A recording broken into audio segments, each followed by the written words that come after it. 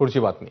कोल्हापुरी चप्पल आणि प्राडा कंपनीचा वाद काही जुना नाहीये. मात्र या वादानंतर माफी मागत प्राडाने भारतीय कारागिरांना सन्मान देण्याचं मान्य केलंय. स्थानिक कारागिरांशी करार करण्यासंदर्भात सकारात्मकता दाखवत प्राडा कंपनीचं शिष्टमंडळ आज कोल्हापुरात दाखल झालं. इटलीहून आलेल्या प्राडा कंपनीच्या शिष्टमंडळाने कोल्हापुरी चपलेची निर्मिती करणाऱ्या कारागिरांची भेट घेतली आहे. यावेळी कोल्हापुरी चप्पल कशा पद्धतीने तयार केली जाते याची माहिती घेण्यात आली.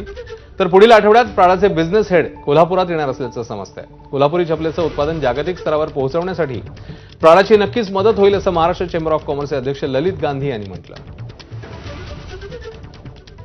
खूप मोठी मदत होणार आहे. प्राडाच्या ह्या प्रदर्शनाच्या वादानंतर जगभराच्या सगळ्या फॅशन ब्रँडचं सुद्धा कोल्हापूरकडे लक्ष गेलेलं आहे. कोल्हापुरी चप्पलाला फार मोठं ग्लॅमर तयार झालेलं आहे आणि प्राडासारख्या ब्रँड ज्यावेळी कोल्हापुरी चप्पल त्यांच्या प्रोडक्शन रेंजमध्ये आणतो त्यावेळी हा एक लक्झरी ब्रँड होऊ शकतो कोल्हापुरी चप्पल, असं एक डेफिनेशन तयार झालं आणि कोल्हापुरी चप्पलला हाय एंड प्रॉडक्ट म्हणून या जगाच्या बाजारपेठेत आणता येईल आणि फार मोठी ऊर्जितावस्था कोल्हापुरी चप्पलाला प्राडाच नव्हे तर अनेक कंपन्यांच्या माध्यमातून जगातल्या अनेक देशामध्ये हे आपल्याला चप्पल पाठवणं आता सोयीचं होणार आहे. त्यांनी कोल्हापुरी चप्पल बघितली आमची आणि त्याच्याबरोबर आम्ही त्यांना छोटी चप्पल सुद्धा गिफ्ट केली. आमची कीचेन त्यांना खूप आवडली आणि त्यांच्या इथं जी बनलेली प्राडाची जी कोल्हापुरी होती आणि आपली ती सुद्धा त्यांनी बघून त्यांना म्हणजे कळालं की आपलीच कोल्हापुरी चप्पल आहे ते.